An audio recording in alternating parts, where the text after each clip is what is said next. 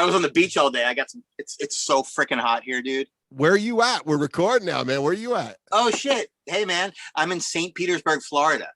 Wow. And this is where I bought my sailboat. Right, and I came to take possession of it the day they shut the airport in San Francisco. I remember that. You were like, you were on the run, man. It was crazy. It was so scary to get on an airplane back then. And I got here and I was going to possibly bring the boat back to California, but there was no way I could take a chance like that. So I just, I didn't even bring clothes. I came here with nothing. I was only supposed to be here for a few days. So like I bought a bicycle because it's a really bike friendly town here. And I would like ride to like thrift stores that were open to get some board shorts and tank tops because it's hot as hell, Yeah. And after a few months, I was just like, you know what? This town is so fucking cool. It's like, I mean, I would have never discovered this on my own. It's like Portland, Oregon, but tropical. That's awesome, man. And Jamie was here. I do. I know a lot. I love Florida. I was down in Jacksonville. I love it, man. I think it's we both love the water. So if you love the water, exactly. Yeah, that's right, man. And what were you going to say? Go for it. Go for it. You are the traveling troubadour. You're able to go anywhere. I always see you in Mexico and Florida. You're able to just roll anywhere, right? With your guitar. You know what, dude? I mean, here's the thing. I mean, about 20 years ago when I started getting the opportunity to go on tour and stuff, I worked really hard and I had like this condo, in LA and like, and I had this little sailboat and I was starting to travel. And what was happening was I was noticing from guys in my band and friends of mine that when they would go on tour, like those 2 or 3 weeks a year, that was their vacation. And I didn't want my life, passion to just be a 3-week vacation. I want to go to Spain. And if I fall in love with a girl, I want to stay there for a year, So, or just, anything like that, or if I want to travel. So when I first started getting to the opportunity to go on tour, man, I purposely scaled my life way back so I could do this stuff, and it's just been a blessing because, I've remained free. You know what I mean? Yeah. I mean, people don't know there is a sacrifice to be made. I think we have a similar thread with that in that I tell people I don't celebrate birthdays huge. I don't anniversary. I like my day to day to be good. Don't you? I agree with you. Like it's not about a vacation to celebrate, to hate 360 days of my life and then celebrate 5, having daiquiris on a beach that someone brings to me. They're cool colors. I want the 360 to be as living as hard as possible. I'll tell you what, man, we only get once around the ride, man. And Cinderella song right there. Yes, Cinderella. Oh my God, that's so funny. Dude, they were, you and I don't think knew each other back in the Empire Rock Club days. No, I knew who Mystery City took over right before you moved out huge. I just looked at it like, God, you guys stormed it because like I did meet Jamie quite a bunch of times at the Empire. That's where I grew up in Philly. And man, back then, dude, Tom Kiefer he still is amazing. Right? But back then they were our rock stars, Cinderella and Kix were the local heroes, man, Yeah. Wow. Did you ever see them at the Empire Rock? I'm sure you did, right? Oh my God. Are you kidding me, dude? On teen night, I was 15 or 16 years old and I saw Cinderella probably 10 times. And it was before the first album came out. And literally he was like our local Steven Tyler, because he did they would flip the guitars around. That wasn't Steven Tyler, but he would ride the microphone stand like Steven Tyler used to do, and it was just like, I mean, they were just borrowing from everybody, but they did it so well, Oh, was that it? Because your band Mystery City, dude, it was so large to me. I think I saw you guys at Studio One and I didn't know who Hanoi Rocks were other than Up Around the Bend then. You obviously had that influence. Is that where you were pulling it from, that scene? It was so large. Well, not really. It's pretty weird. My father lives in San Francisco. Okay. My parents divorced when I was really young. And, well, the way that it started, I was just telling this story to a friend of mine the other day. I went to West Coast Video or whatever the video rental place was in Philadelphia.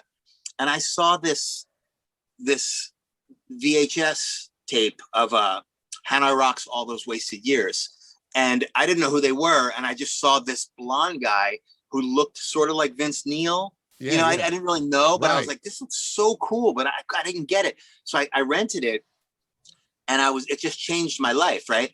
I kept the video. I wouldn't return it. And like months later, my mom was like, you owe the store $50. You kept that thing? What the fuck, you know?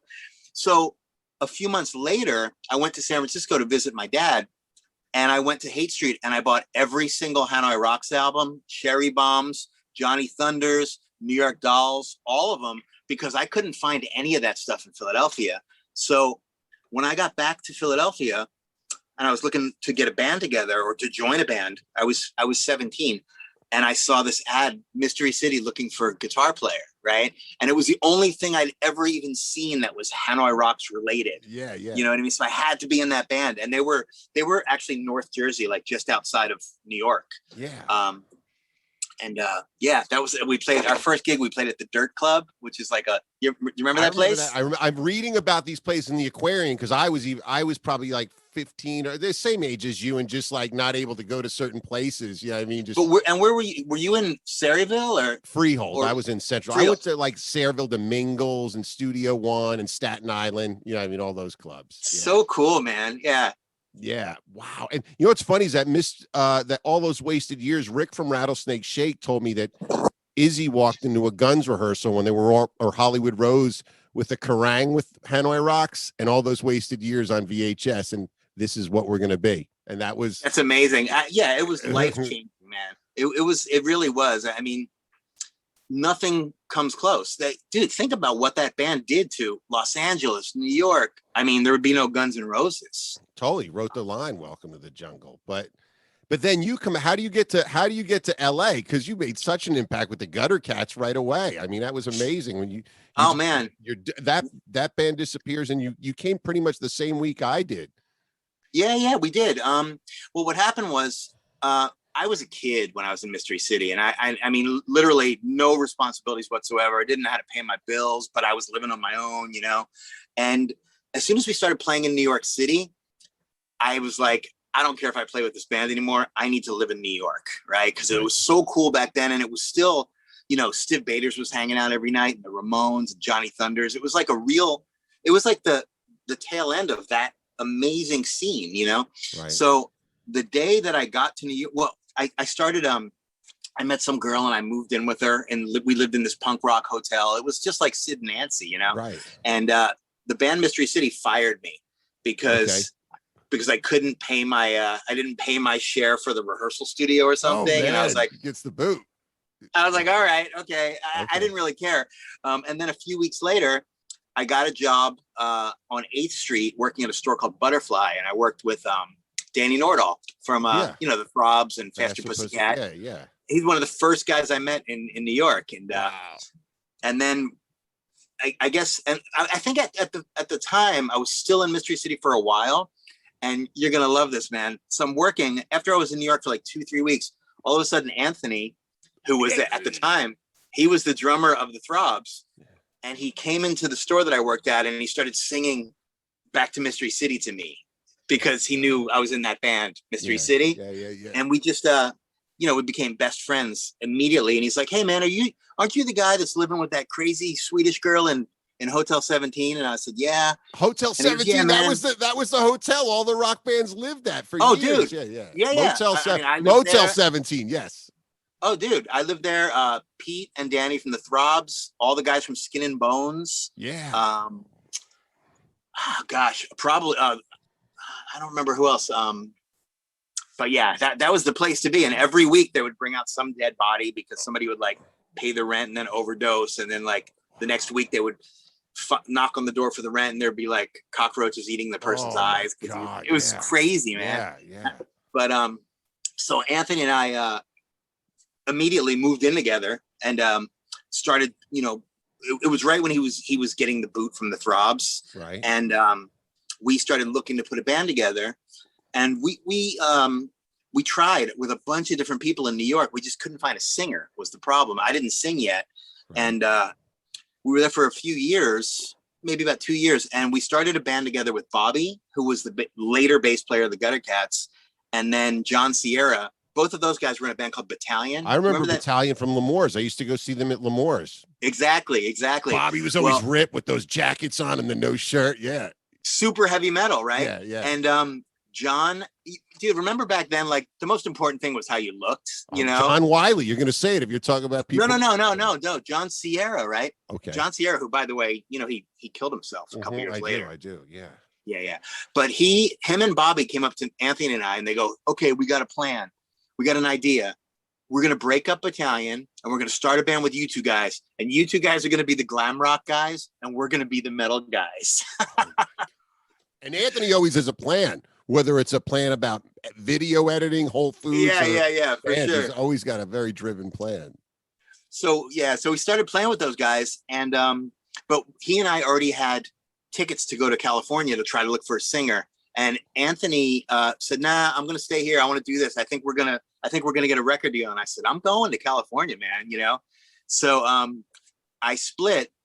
I got off the plane. I saw Jamie the first day I got there. I went to the first day I got off the airplane. I went into Ralph's and I was standing in line behind Axl Rose. Oh my God. And I was like, man, this is fucking cool. Being from the East Coast, you're like, yeah. No one works here. This is awesome. Yeah. So then very quickly I met Tommy Black, right? Yeah. And we just kind of became partners in crime to put a band together. And we met Josh from the Guttercats. He just left Black Cherry.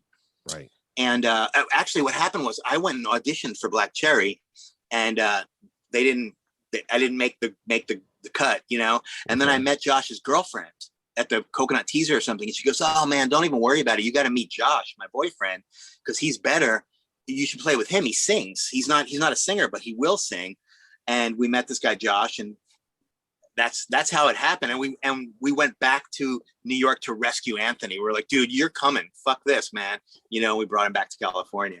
Oh my God. And I remember when you formed, going to Helter Skelter to see the Throbs the first time they came to Los Angeles, I think, and you guys were heckling them, and a whole thing happened down there on like Sunset and Western or Hollywood and Western. Oh, really?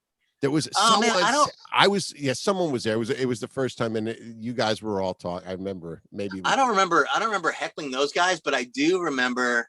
It was like a brotherhood heckle. It was a brotherhood type thing. Oh, okay. Yeah. Because I do remember. I mean, I don't want to talk bad about anybody, but I remember one of the guys in the band like was always in love with my girlfriend at the time, and was like really angry at her because she was going out with me now, and she was like, "Dude, take a fucking hike, man." Yeah, it was you know, we were kids back then. Yeah. You know? But oh God, you know, it's funny. I talk to Anthony all the time, and we always remark on how lucky we were to have that rock and roll scene in LA and in New York, because it'll never be like that again. No. You know? Because we were on the heels. It was the end. It was the heels of Guns N' Roses setting a bomb off. And they always say the first 2 years of a new decade are the highlight of the previous decade. So we were really in that 88 to 91 explosion. Yeah. Explosive. And you guys were just crushing it. I mean, when you guys started playing, it was just this band. I mean, dude, you mean with the Guttercats? Yeah. Like, oh my God. We were so lucky, man. The band was really good. I mean, oh yeah. It was like, I mean, I learned so much in that band. I learned so much from Josh, the singer. I learned how to play guitar. I learned how to sing from watching him. I really did. You know, he's a really talented guy. And he great songwriter. Like on a Rod Stewart level, just authentic. So authentic that he was really living it, man. He was living it. I mean, and he still does. Yeah, he living it, man. I mean, you guys, like any great rock band, there was a lot going on with that band. Yeah, there was, unfortunately, but we did some great stuff, and you know, man, history. I always say this, but like history always blurs the line between it. You know, there was a major difference between, you know, Blackboard Jungle and the Guttercats and all these bands that played in English Acid and Poison and all the bands that played on the whiskey. There was a thin line like 10 miles wide. Yeah. They were completely different. Like we were all super underground and much more musically legitimate, I think. Right. You know, and but 20 years later, people look back in the photos. If I post a photo of me from back then on my Instagram, people are like, "Oh my God, you guys were like Poison." It's like, no, we were and Poison were great, but you guys were true rock and roll, true Stones faces. Right. We were probably not as authentic in that sense as you, true rock. We were probably between the two worlds. We were really on that line of being, between those two worlds. But you guys really sounded like just authentic rock and roll, man, like Stones, real deal. It was you guys, Dogs D'Amour, and it's a shame there's not a CD, because if it was, it's so weird. It's the Guttercats is so in my head, because if anybody heard what it sounded like when you're standing in the teaser, it's like you felt like you were in 78 seeing the Stones. Oh man, come on, Britt. Dude, it's really a shame. And again, Anthony and I talk about this a lot. We for whatever reason that I don't need to go into now, really, but we had a lot of opportunities that we blew, Yeah. We never got to make a record. We have 4 songs that we recorded. That's it.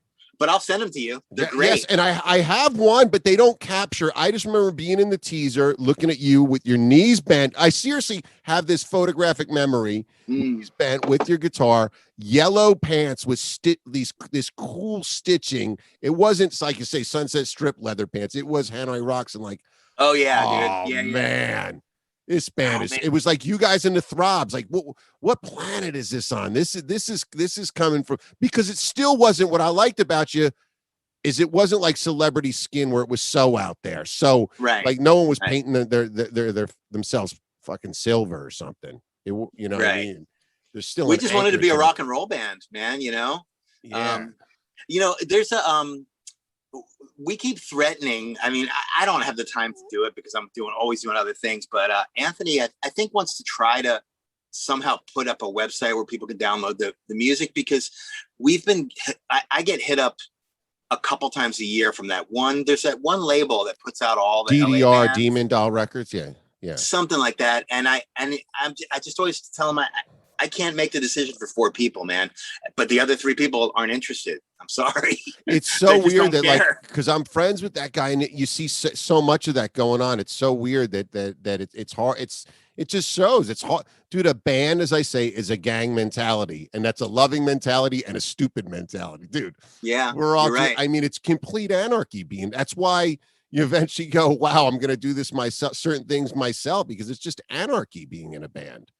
Dude, it's so funny you bring that up, because it really is. It's also, it's like family. And like, we both grew up just wanting to be a dude in a band. Like I never in a million years set out to be like the Jonny Kaplan show. No, not at all. Not at all. I wanted to be a dude in a fucking rock band. Yeah. And every time a band that I'm in ends, it hurts, man. It's like a divorce. You're losing your friends and your family, Yeah, it is. And that's what I said. Like, think about it. It is like a family. And think about it. Sometimes someone doesn't talk on an East Coast family because someone brought the same casserole to a party, and they don't talk for a year or two. I mean, family's anarchy. I'm not talking to my sister right now. It's anarchy over. Oh my God. But it's just, and I envy stand-up comedians, because they get to pick how hard they want to work and how hard they want to hit it. You know what? You're right. That's an intense job. I always wonder. I think comedians all have some kind of deep-seated mental issues, man. To be able to want to do that, you got to have some crazy pain inside, Yeah, but they do. Like, look at, Del Rey. Del Rey just eventually stopped being in a band because no one would work as hard as him. No one wanted to go, Yeah. But, I mean, you're a lifer. I'm a lifer. It's just crazy. And what are we going to do next, man? That's what we don't know. We're just going to keep rolling. What we're doing right now. What are we doing right now? We're still here. What we're doing right now. You know what I mean? I know, dude. I don't know what's going to happen. I mean, something will happen, of course, but it's interesting because I've actually had a great year not doing any music. It's been nice for once to like do some other things, but boy, man, am I jonesing. Like, I don't want to play guitar in front of a fucking iPhone. I want to get in front of an audience. You know what I mean? It is. Yeah. It was funny because I was talking to my buddy. I was like, there's something about everybody sits down. When you're in front of a laptop, you're sitting down. I like music made standing up. You know what I mean? There's this, and when you want to sit down because you're making a cool acoustic. There's different sounds of it. I think even sitting down or standing up can affect music. Yeah. It'll be interesting to see. I mean, it looks like they're starting to book shows. I don't know. I mean, I'm not, none of it's the end of the world for me, but it's just, we're talking about it. And I wonder how guys like us are what we're going to end up doing. You know what I mean? Yeah, well, it's strange because, and I just started DJing again, and I've been on a boat DJing, and there's a new person going out. So I really was failing for a little bit in my DJing, like not getting because the new music that's come out, I'm like, as far as the average person going out, do they know it? Do they not know it? And I finally got my head after a few, about 8 weekends of who's going out and what their mindset is, and just I almost had to anchor them back to Michael Jackson and just the ABBA, and just really I had to put some strong anchor points in it, and that seemed like where it was at. It wasn't about the new Drake. It was really about anchoring people to MJ and stuff. It was crazy. Interesting. Are you talking about younger generation? Or? Everybody, because I got a DJ to a dinner cruise. You know what I mean? A dinner cruise. Just yeah, like, you got to play. Well, you got to play the hits, man. But what are the hits this past year? There's a hit that came out 6 months ago. Is it a hit? That's what we're at. That's true. Well, it's funny, man. I well after the Guttercats, when I started when I started playing with the Lazy Stars, we played every biker bar in California. Oh, I've seen you at Groveland. How many times have I seen you? Right. Yeah. And I mean, we've played shows for the Hells Angels and done all that stuff all over the world too. In Italy, it's crazy shit. But it's back to you DJing and the set list. Here I am on my boat in St. Petersburg. They just, right across the harbor from me, they just finished this pier. It's like a tourist sort of attraction. Every night I hear the bands over there playing at this bar. It's like some outdoor restaurant. They play the same exact set list that I played in all those biker bars, because everybody wants to hear the same songs always. Yeah. Like Brown Eyed Girl, Dead Flowers, Jumpin' Jack Flash. You know what I mean? If you try to get too clever, you lose them, because on stage, this, you're trying to create that kinetic energy and almost like a thread of energy that connects everybody. Yeah. Well, we've seen in the last couple of years, a lot of our musician friends are always complaining that like the only way to make music is to like join a tribute band. Remember how that has unfolded? Yeah. That just goes with technology being the way that it is. Yeah. The younger generations, they have no attention span and they need to hear something familiar. Yeah. That's what it is. And it's sad, but I mean, that's progress, I suppose. I just had Antoine, the guy that did the Chris Holmes documentary, and I told him I really liked that he kept it at 71 minutes and not 2 hours. Because even my attention span, I don't want to watch about Chris Holmes' whole childhood. I want to be like the meat of it. You know what I mean? Did you do the interview with him already? I did. How was it? It was, dude, Chris was like, you would know him. You would actually, he's cool, man. He's very like bikerish. Could easily be a Lemmy, like the real deal. I'll send it to you. That's what I would figure. And when you watch the documentary, and you'll like this, what really tore him up was the insecurities when he started singing and people telling him, you're not good. You're not Blackie. You know what I mean?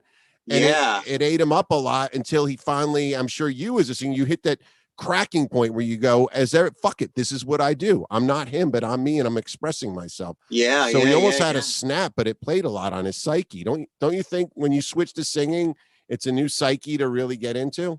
Oh yeah, dude. I mean, when I was a kid and I would like daydream about being a rock star, the thought of singing terrified me to the bone. Like that was not me. I wanted to be like Joe Perry. You know what I mean? I wanted to be quiet and just playing guitar.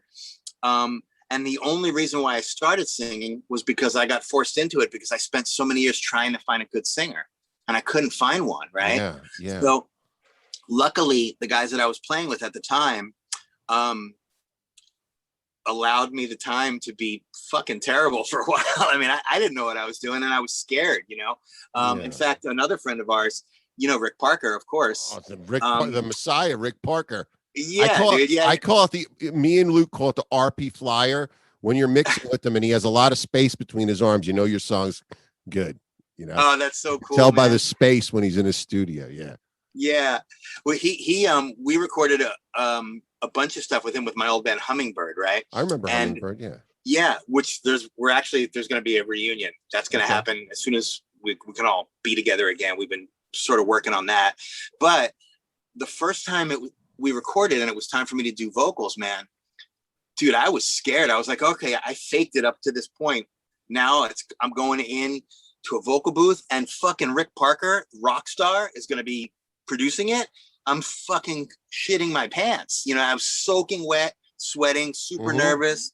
And Rick's just like, you got it, bro. You know how he is, man. He's like, dude, you got it, bro. It's so good. Keep it coming, man. Do another one. And he just brought it out of me. And it was amazing, you know? He's I think the best vocal producer. I mean, maybe fucking the guy that did the Bodyguard soundtrack might be better, but dude, I've done it with him, and he's like, because it's half spirit and half hitting the right note. Give me one more spirit, because he walks right up to pushing you, but keeping your confidence. He's Rick. Yeah, he's a rock and roll, a magician. He's a magician. He's such an artist, man. He really is. Do you know that he and I and his stepdad rather, sailed in Mexico for 6 weeks. We took off on his sailboat. And we had the time of our lives, man. We were going to sail to Hawaii, and we got stuck in some bad weather. So we had to come back. And we spent 6 weeks like looking for surf spots on the maps and looking for little towns. Like, maybe we'll find some girls here. Maybe we'll find some surfing over here. And it was such a cool adventure. And we brought some guitars and we were just singing every night. It's really fun. Oh, I could see you too. I mean, there's no one like Parker. I mean, he's the messiah of what I think we're all going for. Yeah. He's like Spicoli meets like a Beatle or something like that. You know? Dude, you know what? That's so funny. He really is. You know, it's so weird. Like, and I tell him this a lot, and he's so humble. He won't ever, he's just like, yeah, whatever. But when Anthony and I moved to LA from New York, we wanted to meet two bands, Guns N' Roses and Lions and Ghosts. They were our fucking heroes, both of those bands. Yeah. You know? And then we got jobs working at the soap plant, and we're working with all the guys from Lions and Ghosts. We're like, that was a rude awakening to rock and roll. Like, wait, I thought you guys are rock stars. Dude, I just said that with Dave Roach. I was working with them collating. I go, I thought you had a helicopter and you're stapling papers with me. It was a rude awakening, right? Yeah, I was like, this isn't how it's supposed to be. Yeah. And they're like, welcome to the big city, kid. Oh yeah. Hey, dude, talk about the Married with Children. You've done a lot of crazy stuff, dude. Dude, that was so lucky, man. And it was we were just, because the band was only together for a few months, right? And we started playing some shows, Guttercats. And what happened was we were good friends with this clothing designer, Michael Schmidt. And remember him? He was the guy that he's still around. He still does huge, like Lady Gaga and all that stuff. He's super flamboyant, and he used to make all those chainmail. Oh yeah, I remember that. Like Tammy, Sebastian Bach would wear them. Yeah, Sebastian Bach, exactly. Yeah. And he was just a buddy of ours, right? So he came to one of our shows at the Teaser, and he said, "I'm going to bring Christina Applegate." And he brought her, and we all met her, and she was super nice and cool. And she's like, "I'm going to put you guys on my TV show." And we were like, "Yeah, sure, okay, great, whatever." And a couple of weeks later, we got a call from Fox TV, and it happened, and we were all blown away, you know. And it was super fun. That being on that show at that time, that was the biggest show on TV. 100%, dude. That was like a tidal wave over Hollywood when that came out. That you guys, dude. That elevated the band from 0 to 100 in 50 seconds. You know, and it's a shame because we should have had some kind of record deal out of that. It just didn't materialize for various reasons. But we rode that fucking storm. It was so much fun doing it. I mean, you know, I got to go buy a Gibson Reverse Firebird for the first time in my life with money I made from playing music. I mean, we all made a few $1,000 to do it. But just being on the show was thrilling, you know. And like you say, it did. I don't mean to say it made me feel good, but it did that you guys didn't get a record deal at that point with how good you are, what you were on, that something is wrong here. You know, and all those, it was almost like all those A&R guys didn't. They had signed a bunch of guys after Guns N' Roses, all the Rock City Angels, the $1 zillion deals. They almost like tightened up on our generation. You know what I mean? Like, they didn't want to risk a little their bit. job. You know, I felt like that. I mean, I'm a pretty positive person, but I have felt that our generation, we've gotten fucked because when we were kids, we would hear the stories like, yeah, you just play a couple shows and they sign you and they give you a tour bus and they give you money, right? Yeah. Then all of a sudden it was like, no, you got to make your own demo first. And then it was like, no, you actually got to make your own album first. And then it was like, no, then you got to make an album and you got to buy your own van and you got to tour the United States by yourself a couple times first. And it's like, what happened to, you know, even Paul Stanley? I saw an interview with him and he said, yeah, he goes, I feel so bad for young bands today. He goes, when Kiss got signed, we had a chance because the record company took a chance on us. Yeah. You know what I mean?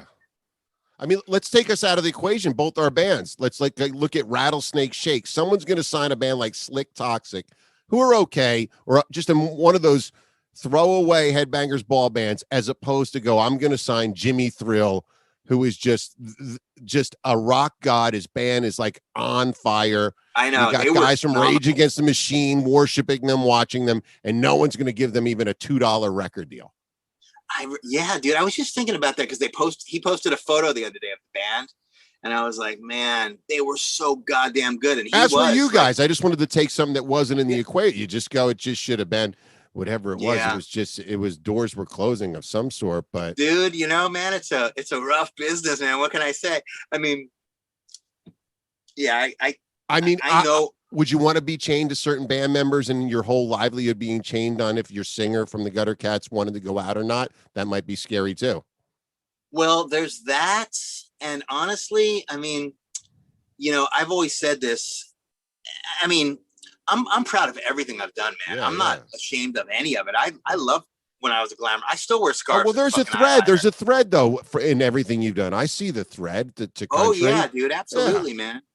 And, you know, we played a show in Nashville a couple years ago, you know, and I'm sort of Americana, you know, whatever. And this little glam rock kid came to the show and he's like, man, I know where you come from, man. I can tell from that hat you're wearing and that scarf, you're into Andy McCoy, man. And that's why you're fucking rad, man. You know, this is like an 18-year-old kid. And I was like, that's so cool.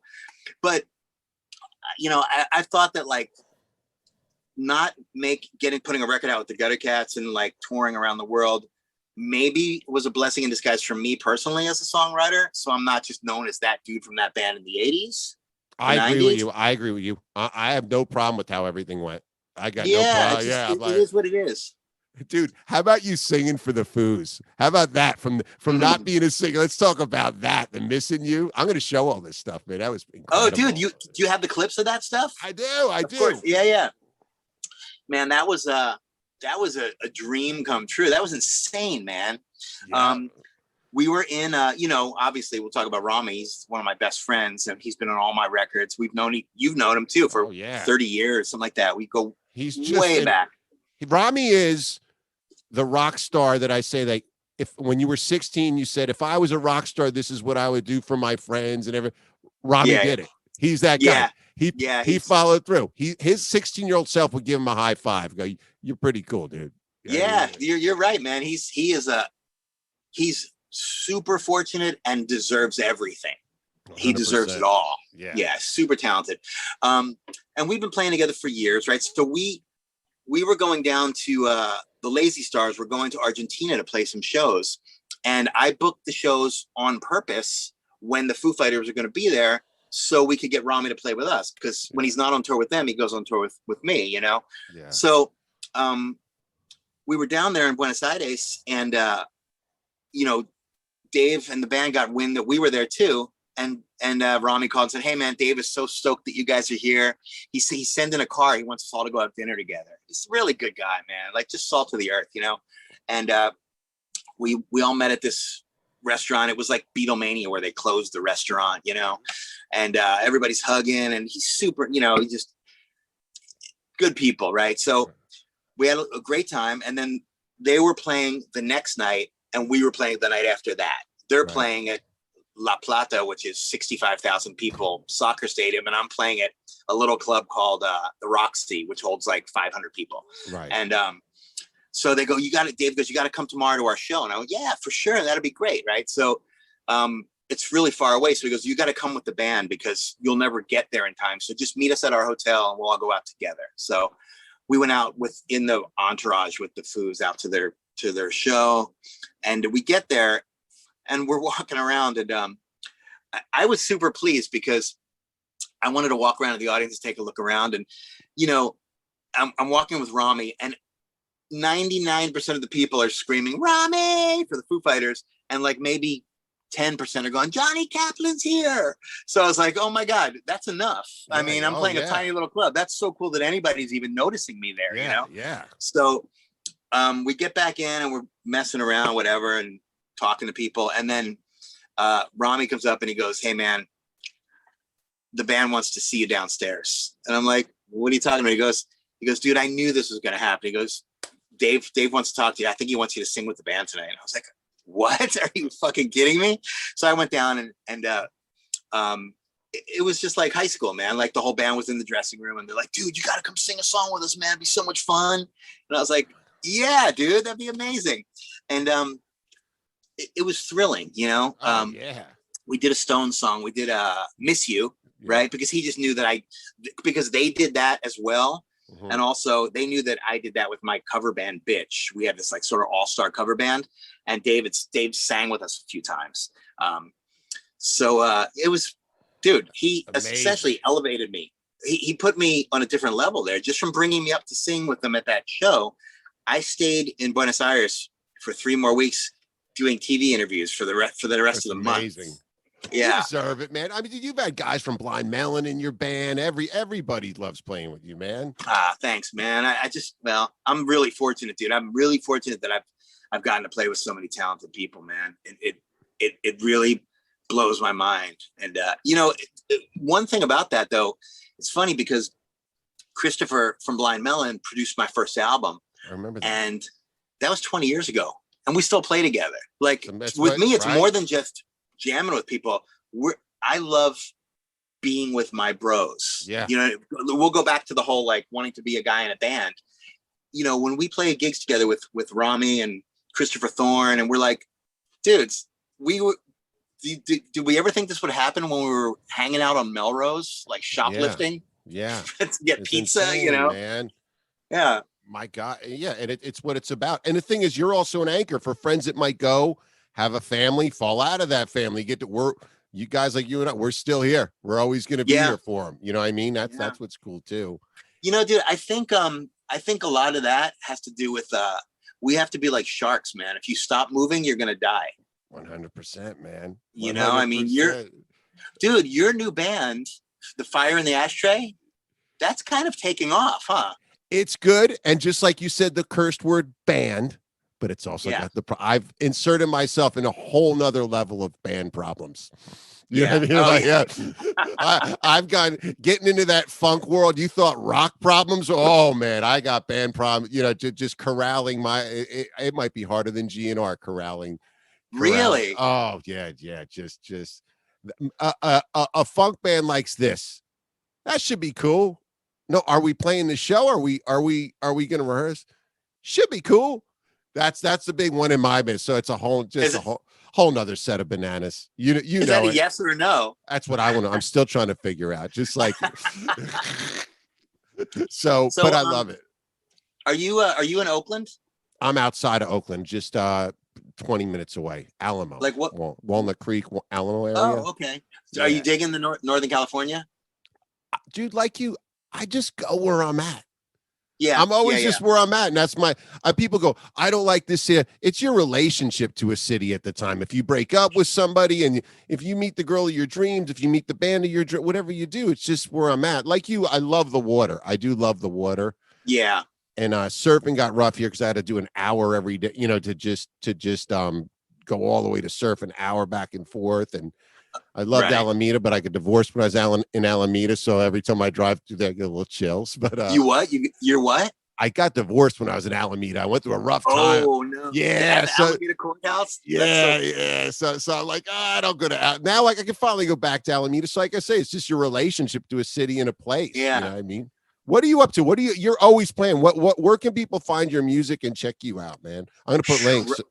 Yeah, right now, you know what? I'm in the process of redoing the JonnyKaplan.com website because this is a lesson for all you kids out there.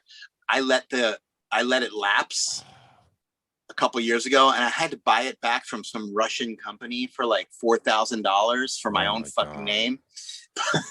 It's okay, right? But I just bought it back, and I'm in the process of putting it together. But you can Google me, and you can find my stuff on Spotify, on Apple, iTunes. It's available everywhere. And actually, when I was in California last year, like I bought the boat, and then I went back to California and got my shit together and figured out what I was going to do. And I actually went there to start recording what would have been a new record. And then the fires started. Remember all the wildfires last year? Yeah.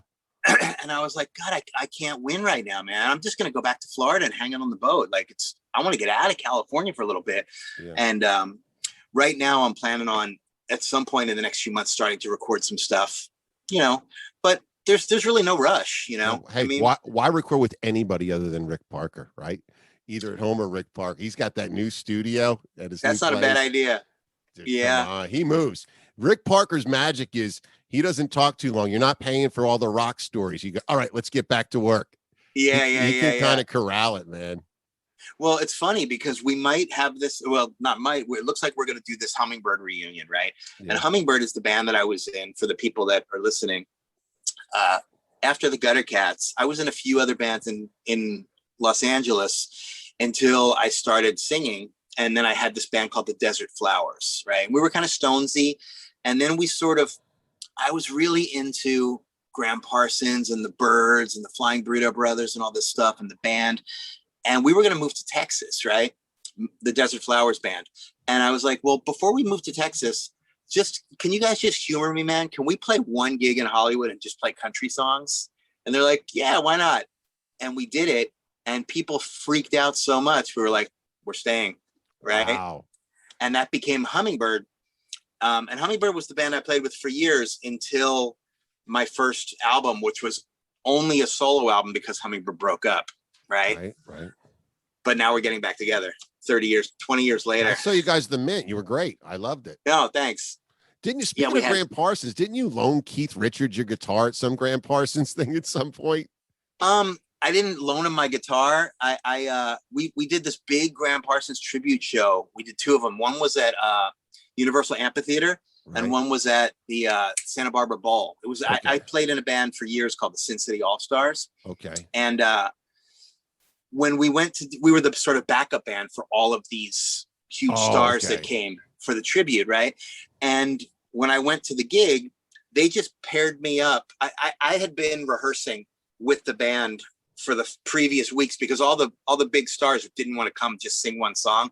Right. So Dusty Wakeman, the producer, the musical director, had me sing everybody's part because I could sing like Graham Parsons, right? Yeah. So I sang all the Graham Parsons songs all week. So I became really good friends with James Burton, Elvis's guitar player, right? Wow. Yeah. So super cool. And he was sharing a dressing room with me at those gigs. So keep in mind, man, it's this huge concert. And we're the opening. My song that I sang is like the first or second song. So after everybody's been sitting around all day, they're like, all right, show's about to start. So everybody runs up onto the side of the stage. And after the first couple songs, everybody kind of just whatever, So I go play my song. Right before I get on to sing the song, I realized my headstock on my Hummingbird broke. But I was like, it happened before. And I was like, I think I can play the one song. But I got to get it fixed. But I think I can do it for at least this one song. So I went and played the song. Then I was going downstairs to put the guitar away. And I walk into my dressing room and it's Keith Richards and James Burton. And James is like, hey, Keith, did you meet my buddy Jonny? It was really, wow. Dude. I mean, I met him a bunch of times during that show. And we had some words and we talked a few times. We hugged a bunch. He's a super, super nice guy. It kills me to this day that I didn't take a picture with him, but I didn't want to. Yeah, it's almost cooler. It's almost cooler. But what happened was I said, yeah, Keith, man, look at my guitar. Look what happened. I gave him my guitar and he strummed it a little bit and he goes, yeah, you need a new one, And I said, yeah, can I have one of yours? So you got his DNA on your guitar. That's incredible. Yeah. His DNA is on the guitar. Man. Yeah. Well, we continue writing this journey, man. Thank you for stopping by. We'll have to do this again. We could go like 3 days on this, don't you think? Dude, you and I can keep talking forever, man. This is so fun. Yes. To go down memory lane with you. And hey, man, I really love you and I miss you, man. We gotta hang soon. I love you. And before we go, that book came out. You were showing me the Nothing But a Good Time. I didn't read it yet. Yeah. But what I think we were talking about is that we wrote a whole chapter after that book. There's a whole chapter and that's what we really we're trying to write. We could have Anthony, everybody here. There was a whole chapter after that book. Yeah. And that's where we just started to tap onto. You're totally right. I mean, I think that this really, I don't want to plug the book, but these guys know what I'm talking about. No, they've been on the show. I didn't read it yet. Somebody just lent it to me. And I think from what I've seen, it takes part in the years before we got to LA. Yes. And it, like I was like the whole Guns N' Roses period happened right before we got there. And then we rode it out.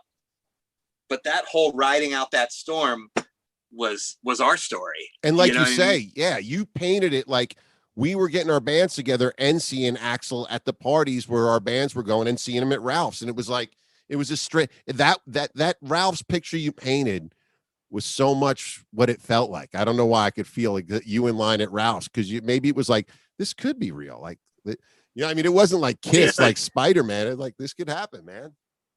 So much. Oh, next time we do this, I'll tell you the story. You just reminded me. I'll tell you the Guttercats story when we got we came home from rehearsal and we had an answering machine message from Gene Simmons because he wanted to sign us to Simmons Records. Oh, give it to me. Give me the. Okay. We'll end on this. Let's end on this. Well, okay. So that's what we came home from work, and somebody, I think John Wiley, our roommate, or somebody said, "Dudes, check out. You got to listen to the answering machine, right?" And it was Gene, and he goes, "This is Gene from Simmons Records. I'm looking for the Guttercats. I'd like to give you guys a record deal." And we didn't want it. We wanted like Elektra or something. We didn't think it was cool enough. We never even called him back, and.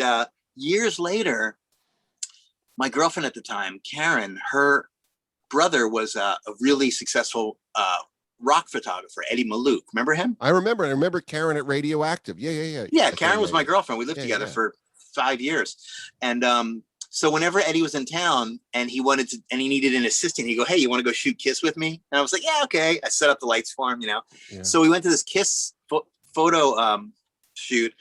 And Paul and I'm wearing bell bottoms and I have sideburns, And Paul goes, "Dude, what kind of music you into, man?" And I go, "Oh, I'm like kind of like Graham Parsons and the Flying Burrito Brothers." And he goes, "Oh yeah, man." And like, New Riders, the Purple Sage. Like he knew all the country bands. Right. And we were talking about it. And I said, "But I was in a band, back in the 90s in LA called the Guttercats." And then Gene goes, "You guys never called me back." Oh my God. Yeah, dude. And I was like, "Oh, man, I'm sorry, Gene. I'm really sorry." He goes, "You should have called me. I remember you guys. I was going to give you a record deal and you blew it. You should have called me." And I was amazing. Like, "I'm so sorry, man." So like 2 years later, I was somewhere like the Concrete Foundations Forum or some kind of big music industry thing, and I saw Gene and Paul again and somehow got the opportunity to go introduce myself to him again. And I go, "Hey, Paul, Gene, remember we met before?" And before I could even get it out, Gene goes, "Guttercats guy, should have fucking called me." He didn't say fucking. He said, "Should have called me. I would have signed you." And I was like, "That's our thing, man." Is that our thing, Gene? And who would have known when you were back east in 5th grade that you would have that with the Demon? Yeah, I mean, it's amazing. What happened to there we go. Okay. There you go. You dropped that. Well, say goodbye to everybody and hang out so I could say goodbye to you. All right. You guys take care, everybody. Be safe. I'll see y'all soon, okay?